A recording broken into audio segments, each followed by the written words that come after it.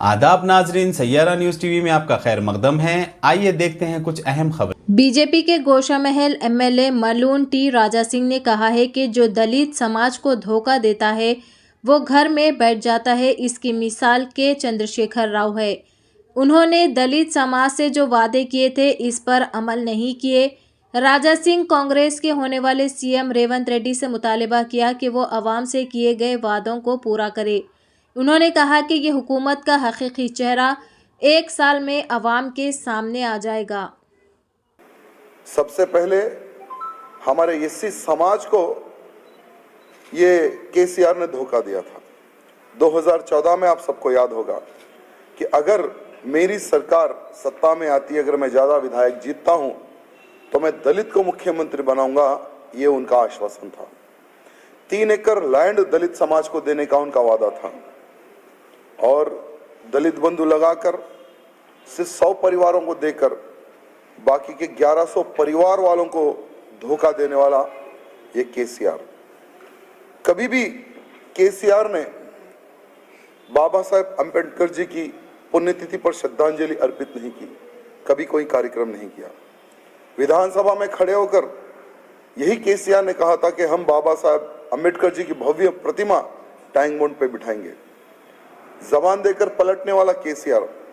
लेकिन भारतीय जनता पार्टी ने हर बार जो किए सो वादे को याद दिलाकर केसीआर को मजबूर किया बाबा साहब अंबेडकर जी की प्रतिमा टैंक बंड पर बनाने के लिए। आज वहां पर प्रतिमा बनी है तो वो केसीआर की वजह से नहीं, भारतीय जनता पार्टी के संघर्ष की वजह से है। और आज पूरे तेलंगाना की जनता ये देख रही है कि जो एससी समाज को धोखा देता है वो घर में बैठता है। आज केसीआर ने जिस प्रकार से तेलंगाना की जनता को धोखा दिया, आज फार्म हाउस में चुप कर बैठा है।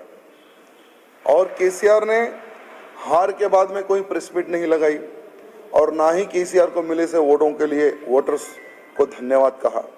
तेलंगाना की जनता देख रही है और बहिष्कार किया है केसीआर का, उसके परिवार का, उसकी पार्टी का।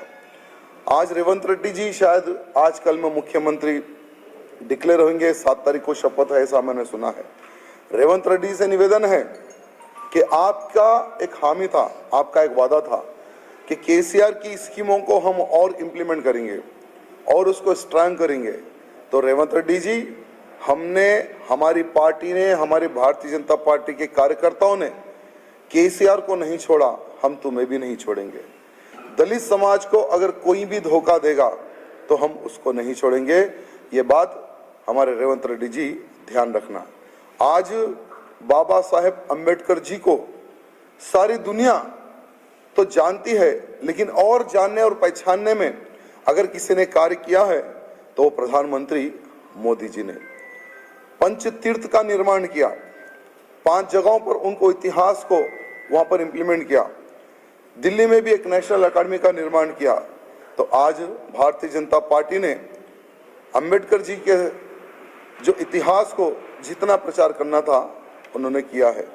और एक तरफ कांग्रेस, जिन्होंने कभी भी बाबा साहब अंबेडकर जी को मान सम्मान नहीं दिया, ये जनता जानती है, समझती है।